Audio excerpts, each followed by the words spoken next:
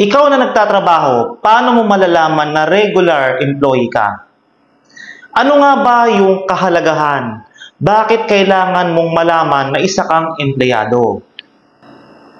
First, maraming klase ng employment. Ito yung mga yon: regular employee or regular employment, probationary, project employment, seasonal, merong casual, and fixed-term employment. Para hindi na masyadong komplikado yung ating paliwanag and para hindi na masyadong mahaba yung video, sisimplihan lang natin yung paliwanag. So, start tayo sa probationary employment kasi napaka-common itong employment na to. So, pagka probationary employee ka, ino-observe ng employer mo yung iyong fitness and your qualification para maging isang regular na empleyado. So, tinitingnan dyan ng employer kung karapat-dapat kang gawing permanente. Kumbaga, titingnan dyan yung iyong performance, kung hindi ka pamali-mali, kung ikaw ba ay mapagkakatiwalaan.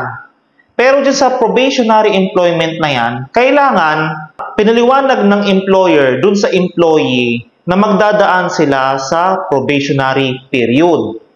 And kailangan na ipaliwanag ng employer dun sa employee kung ano-ano yung mga standards or yung requirements. And sabi sa batas, ang probationary period is 6 months. Ang casual employment naman, ito yung employment na incidental lang doon sa business. Halimbawa, isa kang may-ari ng bangko o kunyari, ang business is banking. Yung mga empleyado dyan, mga tellers, cashiers, sila yung mga importante talaga sa pagpapatakbo ng bangko. So, yung mga janitors, yan, incidental lang yan sa business ng banking. But sabi sa batas, pagka nakarender ang isang casual employee ng 1 year, either broken or continuous, yung casual employee na yon shall be considered regular. Itong pinag-uusapan natin, mga private sector to ha. Yung tungkol sa government, i-discuss na lang natin yan in a separate video. So, for project employment naman, halimbawa itong mga nasa construction, kailangan dyan merong specific duration and merong specific project. So, pagka nag-lapse na yung period, halimbawa 2 years lang yung kontrata mo dyan sa project na yan, automatic terminated na yung iyong employment.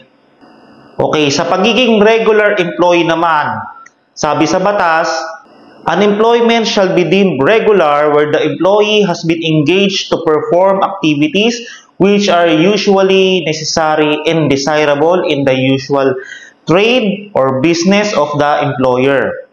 So, ang example dyan, halimbawa, yung mga gym. So, yung mga regular employees dyan, yung mga fitness instructors.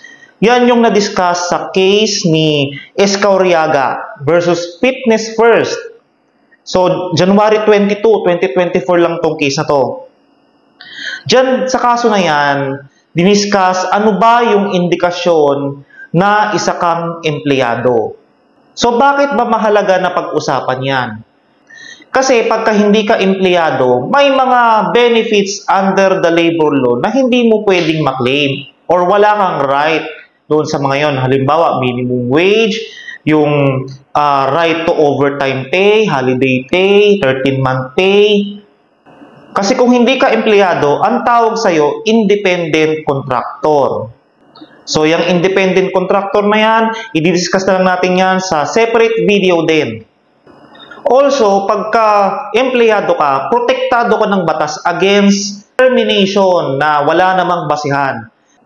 Kasi under the law, ang pagsisante ng isang empleyado, dumadaan yan sa tinatawag na due process. First, meron yan yung notice to explain. So, papadalan ka ng employer, bibigyan ka ng opportunity to be heard, and sasabihin dun ano ba yung mga na-violate mo, ano ba yung mga inirereklamo sa'yo. Then, after investigation at makita talaga na nagkasala ka and dapat ka talagang sisantihin, then yan ay yung second notice, yan yung notice of dismissal or termination.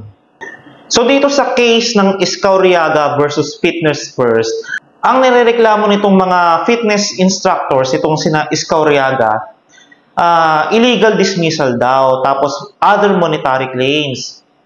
Ang depensa naman ni Fitness First, ito daw mga fitness instructors, mga independent contractors daw to, hindi daw sila mga empleyado. Mga freelance personal trainers daw sila. And hindi ino-observe yung hours of work. Diba ang hours of work ng mga empleyado, 8 hours?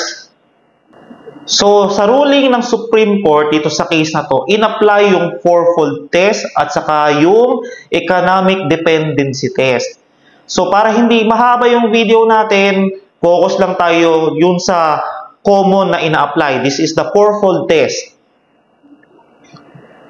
Under the fourfold test, to establish an employer-employee relationship, 4 factors must be proven. So, babasahin ko na lang kasi technical to eh. So, ito yan. The employer selection and engagement of the employee. So, sa madaling sabi, selection o hiring process. Next, the payment of wages. Next is the power to dismiss. Yung pang-apat, yung pinaka-importante, the power to control the employee's conduct.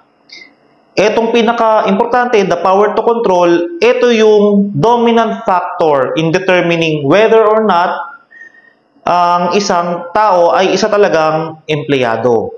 So, under this control test, an employer-employee relationship exists where the person for whom the services are performed reserves the right to control not only the end to be achieved, but also the manner and the means to be used in reaching that end. So, paliwanag natin sa simple terms, yung employer mo, hindi lang after doon sa output o doon sa resulta. Pinapakailaman din niya kung paano mo tinatrabaho yung assignment o yung task na binigay sa'yo. So, ang findings dito ng Supreme Court, yung fitness instructors perform tasks necessary and desirable doon sa principal business ng Fitness First. Second, to ensure the quality of services na pinoprovide ng Fitness First, ang sabi, yung mga fitness instructors were required to attend all educational training sessions and other events pertaining to Fitness First department. So, meron ditong para bang QA or quality assurance. Next is yung mga fitness instructors are required to guarantee monthly sales and conduct physical training programs or packages. So, ibig sabihin may quota. Yung mga fitness instructors were required to conduct physical training for a number of hours. Okay? So, ibig sabihin, merong mga ino-observe na hours of work. So, bottom line, eto mga fitness instructors did not perform their tasks at their own pleasure. So, hindi lang sila freelance, kundi sila ay mga empleyado. So, that's it for today's topic. Sana marami kayong natutunan. So, yung mga hindi ko natakil, i-discuss natin yan sa next video. For now, please like this video, share this with your friends, subscribe to my channel, and do not forget to hit that notification bell icon para ma-notify kayo ng mga next videos ko na i-upload. Thank you very much for watching.